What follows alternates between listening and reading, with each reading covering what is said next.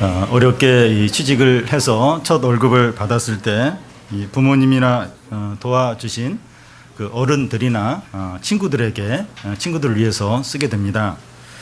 부모님이나 어르신들에게 이제 감사의 선물과 함께 감사의 편지를 쓰기도 합니다.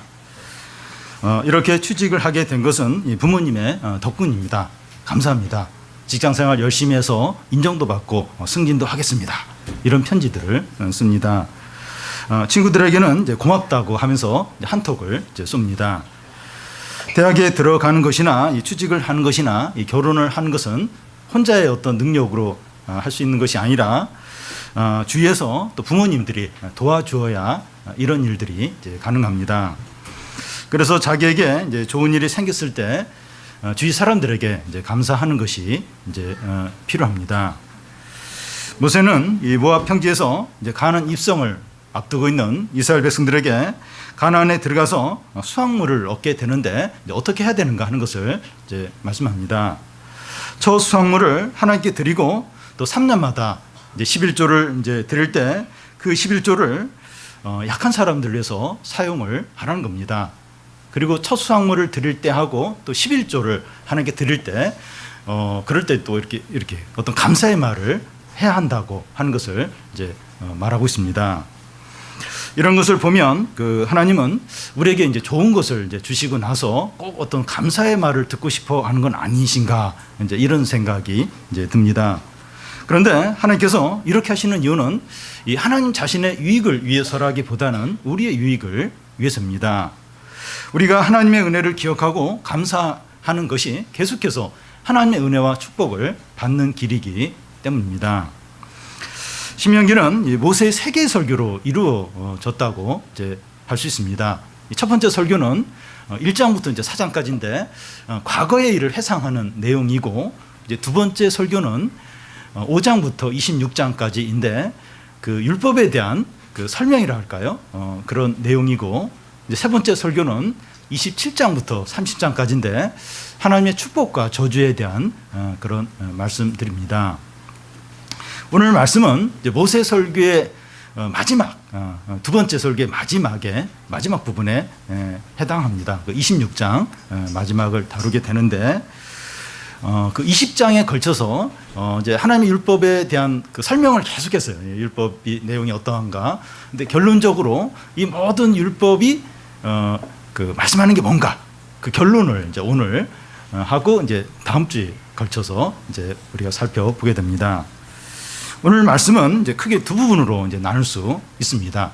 1절에서 이제 11절까지는 첫 번째 부분인데 그 첫 수확물을 하나님께 이제 드릴 때도 무슨 말을 하나님께 해야 되는 걸 다루고, 다른 두 번째 부분은 그 우리가 읽지 않았지만 그 12절부터 15절까지인데 또 11조를 하나님께 이렇게 드리면서 그때 또 무슨 말을 해야 되는가 하는 것을 이제 다루게 됩니다. 먼저 이 첫 수확물을 이제 하나님께 드리는 겁니다. 1절, 2절을 보면 내 하나님 여호와께서 내게 기업으로 주어 차지하게 하실 땅에 내가 들어가서 거기 거주할 때 내 하나님 여호와께서 내게 주신 땅에서 그 토지의 모든 소산의 만물을 거둔 후에 그것을 가져다가 강주리에 담고 내 하나님 여호와께서 그 이름을 두시려고 택하신 곳으로 그것을 가지고 가서. 지금 이스라엘 백성들은 모압 평지에서 이 모세의 설교를 듣고 있습니다. 얼마 후에 그들은 가나안으로 들어가게 됩니다. 광야에서는 농사 지을 일이 없었지만 가나안에 들어가서는 농사를 짓게 됩니다. 농사를 지은 첫 해에 첫 수확물을 얻게 되면 그 수확물을 가지고 하나님이 정하신 성전에 가서 그것을 드리라는 겁니다. 첫 월급이 귀한 것처럼 첫 수확물은 귀합니다. 아주 맛있고 아주 이제 소중한 것이죠. 그걸 제일 먼저 이제 하나님께 드리라는 겁니다. 그런데 이 첫 수확물을 드리는 것 외에 또 한 가지를 이제 해야 합니다. 그것이 뭔가 하면 이제 수확물을 드리면서 이제 말을 해야 되는 거예요. 하나님께 무슨 말을 이제 해야 하는 겁니다. 첫 월급을 받은 것을 이제 부모님께 드리면서 감사합니다. 그동안 수고했습니다. 이렇게 감사의 말을 하는 것처럼 첫 수확물을 이제 하나님께 드리면서 하나님께 감사의 말을 하라는 겁니다. 이 3절을 보면 그때 제사장에게 나아가 그에게 이르기를 내가 오늘 당신의 하나님 여호와께 아뢰나이다. 내가 여호와께서 우리에게 주시겠다고 우리 조상들에게 맹세하신 땅에 이르렀나이다 할 것이요. 하나님께 첫 수확을 드리면서 무슨 말을 이제 하는가 하면 하나님께서 우리 조상들에게 이 땅을 주시겠다고 하셨는데 우리가 지금 이 땅에 들어와서 또 농사를 지어서 첫 수확물을 지금 가지고 왔다는 겁니다. 여기 이제 조상들이 나오는데 아브라함과 이삭과 야곱과 요셉을 이제 가리키는데 하나님께서 수백 년 전에 이 조상들에게 이 약속의 땅 가나안을 주겠다고 약속을 하셨어요. 근데 그 약속대로 그 후손들에게 이 땅을 주었고 그 후손들이 지금 가나안에 들어와서 농사를 지어서 첫 수확물을 지금 하나님께 가지고 이제 온 겁니다. 지금까지 광야에서 40년 동안 방황을 했는데 젖과 꿀이 흐르는 가나안 땅을 하나님께서 선물로 주신 겁니다. 거기 들어와서 농사를 지어서 첫 수확물을 얻게 되었을 때 너무나 감격스럽다, 너무나 감사하다는 겁니다. 그래서 그런 말을 이제 하나님께 나와서 하라는 겁니다. 그러면 이 제사장은 이제 백성들이 가지고 온 수확물을 이제 하나님의 제단에 이제 드리게 됩니다. 그러고 나서 또 백성들이 더 이제 또 이렇게 하나님께 또 무슨 말을 또 해야 됩니다. 무슨 말을 이제 해야 되는가 하면 그 5절부터 10절까지 쭉 이제 나와 있습니다. 첫 월급을 받은 자녀가 부모에게 이제 감사의 선물을 할 때 그 선물보다도 그 다음에 하는 그 어떤 감사의 말이 더 이제 감동적인 거죠. 뭐 선물도 선물이지만 그 이제 이렇게 감사의 말을 이렇게 할 때 그게 이제 부모에게는 더 이제 이렇게 감동이 되는 겁니다. 그러니까 첫 수확물을 하나님께 드리는 그것도 이제 의미가 있지만 첫 수확물을 드리면서 무슨 얘기를 하는가, 무슨 감사의 말을 하나님께 하느냐, 그게 이제 하나님께 더 큰 이제 감동이 이제 되는 겁니다. 첫 수확물을 드리는 백성이 하나님께 이제 무슨 말을 하는가 하면 내 조상은 방랑하는 그 아람 사람이었는데 애굽에 내려갈 때에도 소수였는데 하나님이 그곳에서 크게 번성해서 큰 민족이 되게 이제 하셨다는 거예요. 근데 이스라엘 백성들의 수가 이제 늘어나니까 그 애굽 사람이 학대를 하는 거예요. 압제를 한 겁니다. 그래서 막 백성들이 하나님께 부르짖었죠. 막 부르짖으니까 하나님이 그 부르짖음을 들으시고 큰 능력과 영광과 이적으로 또 강한 팔로 이스라엘 백성들을 이제 애굽에서 이제 구원하시는 겁니다. 그런 후에 젖과 꿀이 흐르는 땅으로 이스라엘 백성들을 인도해서 그 이곳까지 이르게 이제 하셨다는 거예요. 그 얘기를 이제 이렇게 그 첫 수확물을 드리면서 이제 하나님 앞에서 하라는 겁니다. 이스라엘 백성이 이제 가나안에 들어와서 이제 첫 수확을 이제 거뒀을 때 그것 자체로 만족하면서 하나님께는 피상적으로 감사하고 그냥 지나갈 가능성이 이제 많습니다. 우리가 어떤 큰 어려움 때문에 간절히 이제 기도를 했는데 그 어려움이 한순간에 해결이 됐어요. 그랬을 때 그 해결된 것으로 막 좋아하면서 하나님께는 잠깐 감사하고 그 은혜를 잊어버리기가 얼마나 쉬운지 모릅니다. 우리가 자주 그래요. 그 문제 가지고 너무 힘들어요. 그래서 막 기도를 하고 남에게 기도 부탁도 하고 근데 그게 어느 순간에 해결이 됐어요. 근데 너무 좋아요. 그러고 나서 하나님의 은혜를 감사하긴 하는데 잠깐 감사하고 싹 너무 빨리 잊어버릴 때가 많다는 겁니다. 그러니까 이스라엘 백성들이 그러기가 쉬운 거예요. 그 광야 40년 동안 그리 고생하고 그 전에는 애굽에서 그 노예 생활 압제를 하다가 이제 뭐 가나안 땅에 들어와서 엄청난 안정과 번영과 또 막 수확물을 많이 거뒀을 때 너무 이제 감사하죠. 하나님 은혜에 너무 이제 기쁘죠. 근데 그 자체로 인해서 너무 행복하다. 그러고 나서 이제 하나님의 은혜에 대해서는 너무 빨리 잊어버리고 그냥 하나님에 대해서 이제 감사하지 않을 수가 있다는 겁니다. 그러기가 너무나도 쉽다는 겁니다. 그런데 이 첫 수확물을 성전에 와서 이제 하나님께 드리면서 그동안 하나님께서 베풀어 주신 은혜와 또 사랑과 구원을 돌아보면서 감사하고 찬양하고 영광을 돌리는 겁니다. 몇 년마다 첫 이제 수확을 거둘 때마다 이 첫 수확물을 이제 하나님께 가져와서 이런 감사와 찬양과 영광을 돌리라는 겁니다. 진짜 그렇게 하라는 거예요. 진짜 하나님께 참 우리가 전에는 애굽 노예였는데 또 광야에서 방황했는데 근데 하나님이 이렇게 젖과 꿀을 흐르는 땅을 주셨구나. 그 은혜에 이제 감사를 하라는 겁니다. 매년마다 첫 수확물 첫 수확물을 거뒀을 때 꼭 그렇게 하라는 겁니다. 이렇게 하는 것이 예배입니다. 예배는 이런 식으로 드려야 하는 겁니다. 우리도 예배로 나올 때 빈손으로 나오지 않고 예물, 곧 헌금을 가지고 나옵니다. 그런데 헌금을 이제 드리고 돌아가는 것이 아니라 우리는 하나님 앞에서 신앙 고백을 합니다. 그러니까 예배 시간에 이제 말씀이 선포가 되는데 거기에 대해서 우리가 아멘으로 이제 이렇게 화답을 하는데 그게 바로 우리가 하나님께 대한 신앙의 이제 고백입니다. 여러분, 우리의 예배가 너무 개인적이 되지 않도록 해야 됩니다. 무슨 말인가 하면 이렇게 예배를 통해서 내가 개인적으로 위로를 받고 격려를 받고 우리 어려움이 해결되고 이제 여기에만 우리가 너무 집중하지 않도록 해야 됩니다. 물론 우리 어려움들 이렇게 해결이 되고 위로받고 그게 필요합니다. 근데 이런 것들은 1차적인 게 아니라 2차적인 것들입니다. 우리는 너무 우리 중심적으로 하나님을 바라볼 때가 많아요.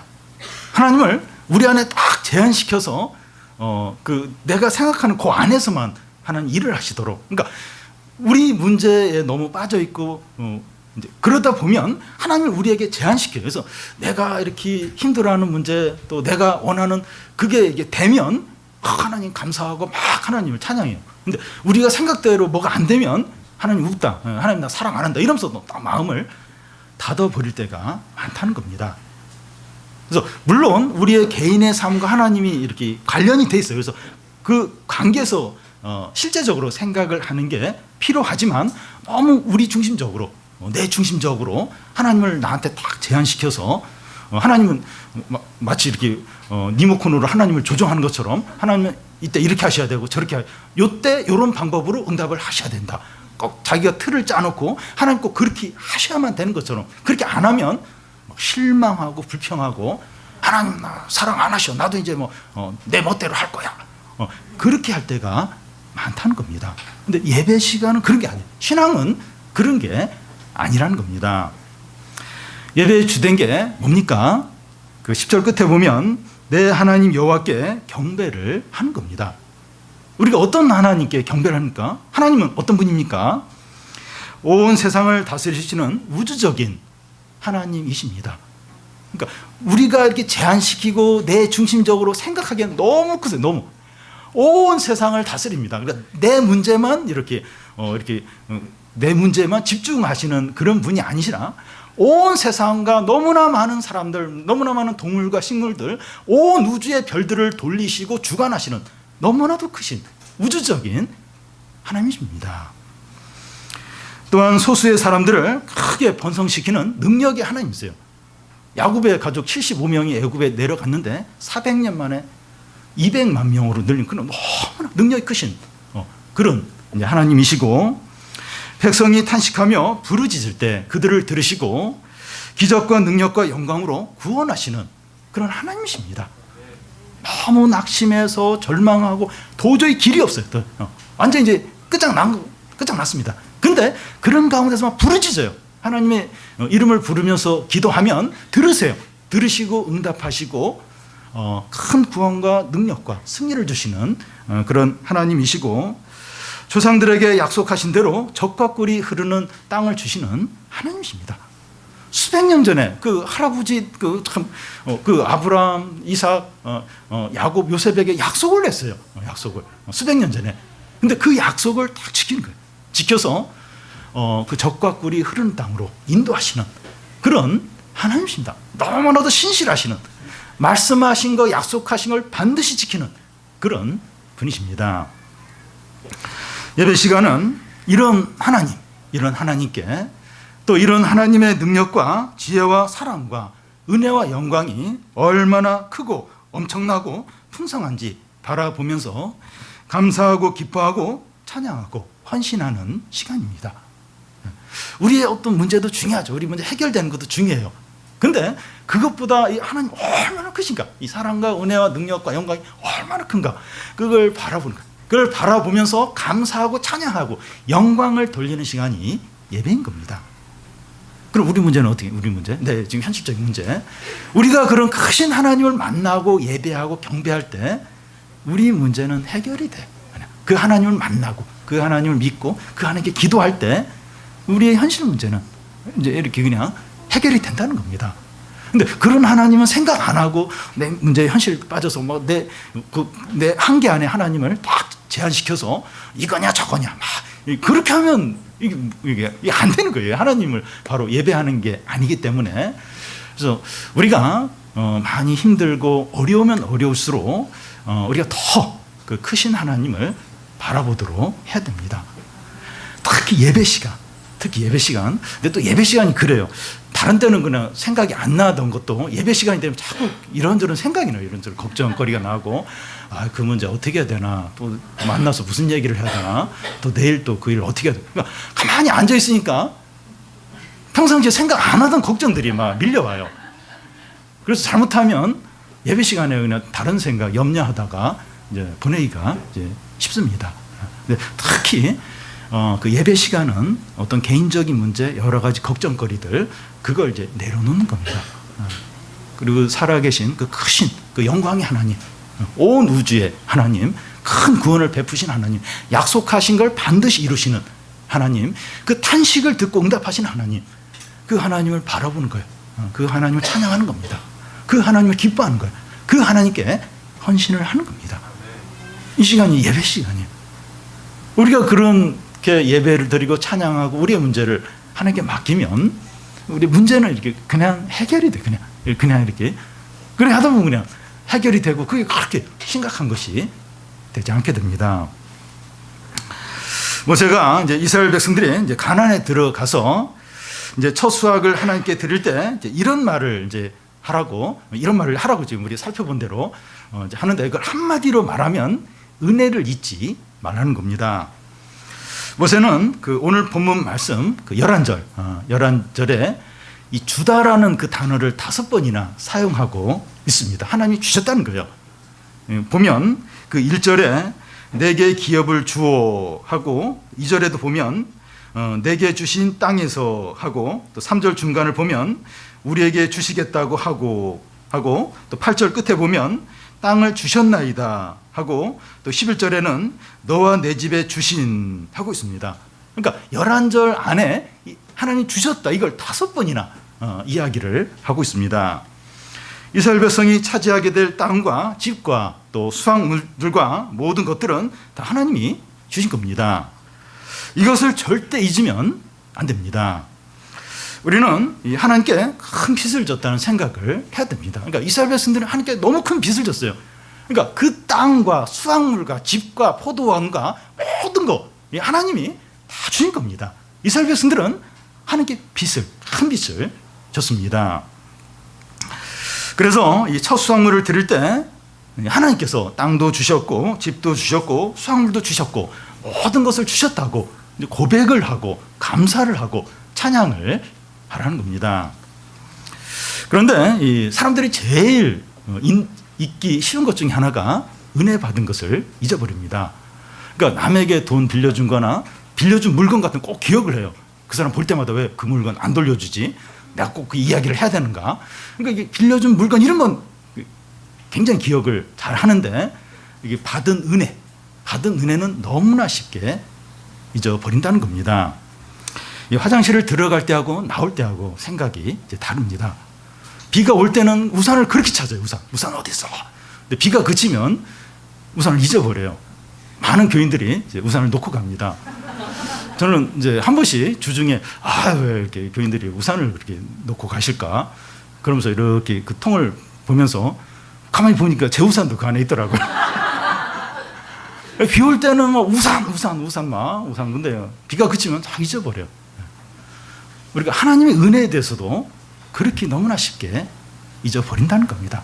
어려울 때는 막 너무 하나님의 은혜와 도움을 구하다가 이미 딱 받아버리면 너무나도 쉽게 잊어버리는 겁니다. 우리는 전에 방황을 했고 또 아주 약했고 절망적이었고 탄식 가운데 있었는데 하나님의 크신 사랑과 은혜와 또 도움으로 구원해 주셨어요. 구원해 주셔서 지금 빛 가운데서 새로운 삶을 살고 있습니다. 그런데 지금 우리는 하나님의 은혜를 다 잊어버리고 축복들을 당연하게 여기고 불평하며 욕심 가운데 지낼 때가 많다는 겁니다. 그리고 불만이 많아요. 하나님께 원망이 많습니다. 은혜를 잊어버리고 그리고 모든 이렇게 누리는 이렇게 당연한 것으로 여길 때가 많다는 겁니다. 이스라엘 백성들이 가나안에 들어와서 은혜를 잊지 않는 것이 왜 중요합니까? 그래야 가나안 땅에서 하나님께서 은혜를 계속해서 베풀어 주시고 또 번영하고 평안하고 안전할 수 있기 때문입니다. 왜 은혜를 기억을 해야 되는가? 그 은혜를 기억하고 감사를 해야 가나안에 들어와서도 계속 하나님 은혜를 주신다는 거예요. 번영하고 평안을 누리게 하신다는 겁니다. 바울이 로마서에서 자기는 빚진 자라고 했는데 우리는 하나님께 빚진 자인 걸 잊어버리면 안 돼요. 잊어버리면 안 됩니다. 우리가 구원받은 것도 이제 빚을 진 거고 또 지금 이렇게 우리가 누리는 이 모든 거 다 하나님이 주신 것들입니다.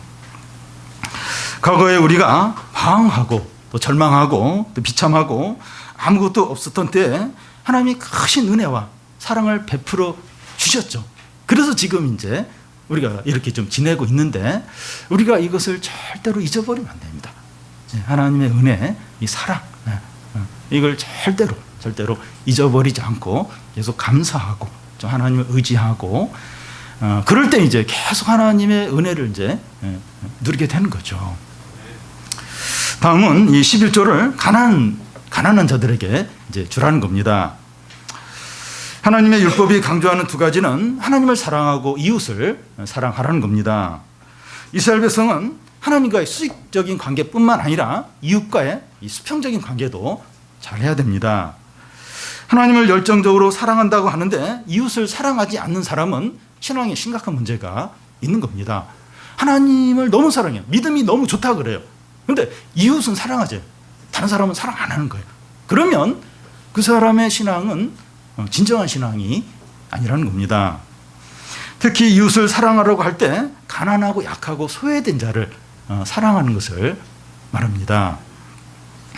이 12절에 보면 셋째 곧 11조를 드리는 해 내 모든 소산의 11조를 내기를 마친 후에 그것을 내 인과 객과 과와 가부에게 주어 내 성읍 안에서 먹고 배부르게 하라. 이스라엘 백성이 가나안에 들어가서 살 때 매년마다 11조를 하나님께 드리는데 세 번째 해의 그 11조는 하나님께 드리지 말고 이웃의 가난한 이웃들을 위해서 사용하는데 예를 들어서 내인 또 객이나 또 가부나 고아들을 위해서 사용을 하라는 겁니다. 주위에 이 가난하고 소외된 사람들을 돌보라는 말씀은 그 앞에서 첫 수확물을 이제 드릴 때 그때도 이제 같은 말씀을 했습니다. 그 11절 이제 중간을 보면 너는 내 유인과 너희 가운데 거류하는 객과 함께 즐거워하라는 겁니다. 그러니까 첫 수확물을 드릴 때도 같이 이제 그런 자신의 어떤 농사를 지은 어떤 수확물들을 가지고 그 좀 나그네들이나 내인이나 또 약한 사람들, 가난한 사람들과 함께 즐거워 이제 하라는 겁니다.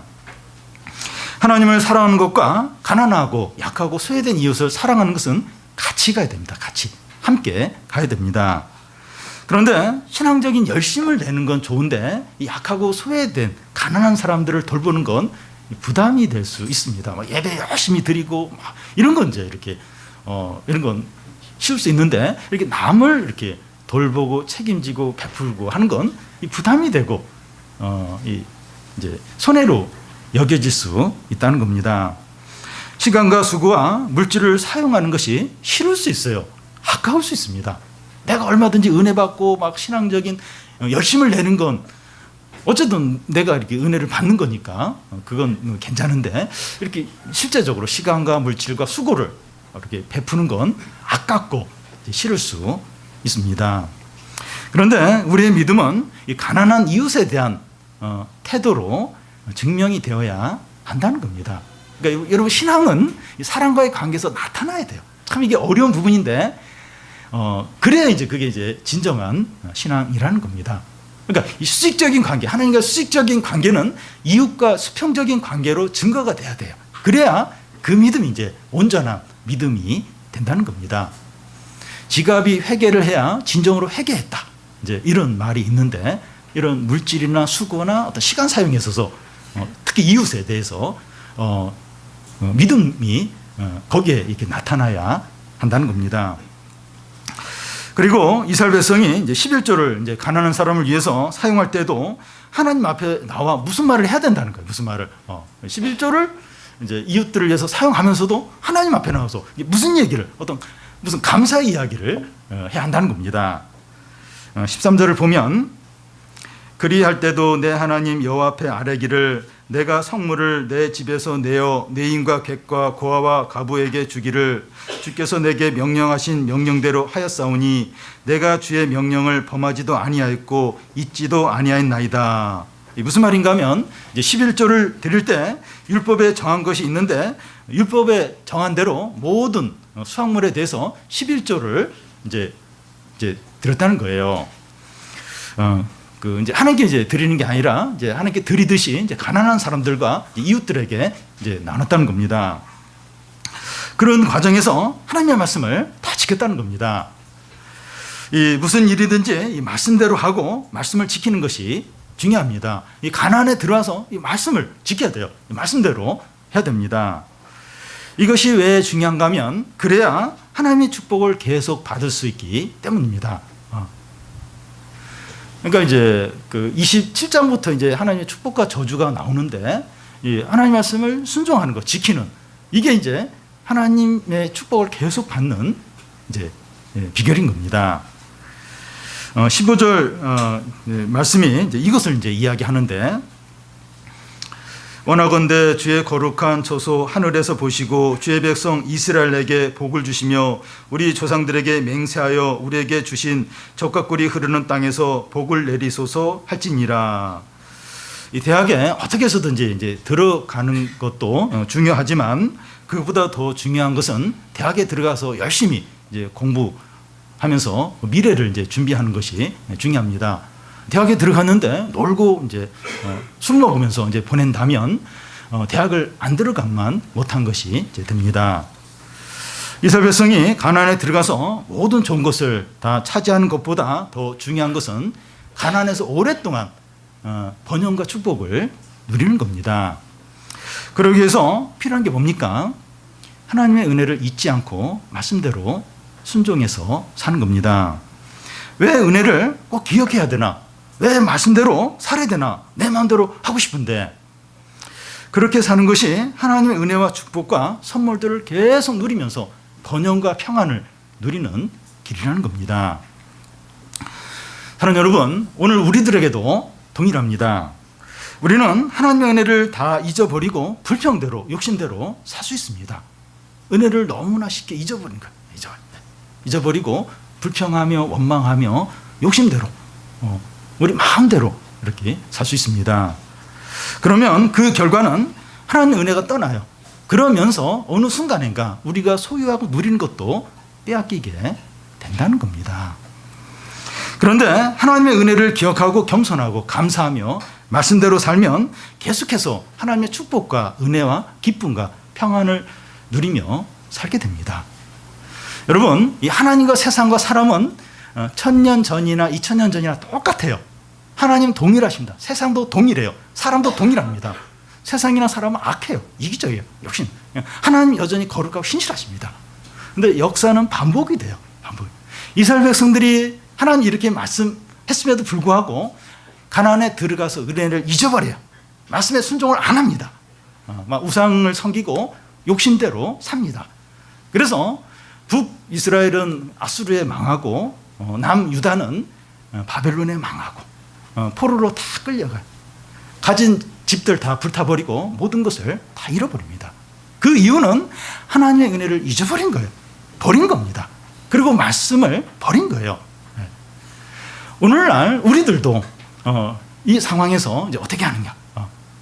우리가 은혜를 잊지 않고 은혜에 감사하고 또 말씀대로 살고 하나님 의지하면서 믿음으로 살면 계속 하나님 복을 주세요. 물론 이제 어려움을 겪기도 하지만 하나님의 은혜 가운데서 하나님의 손바닥 안에서 넘어지고 또 막 경제적으로 어렵기도 하고 질병 가운데 있고 하나님의 보호 가운데서 이제 그런 어려움을 겪는 겁니다. 하나님 얼마든지 때가 되면 회복을 시켜주시죠. 근데 은혜도 잊어버리고 욕심으로 살고 말씀대로 안 살고 이러면 은혜가 걷어져요. 은혜가 떠납니다.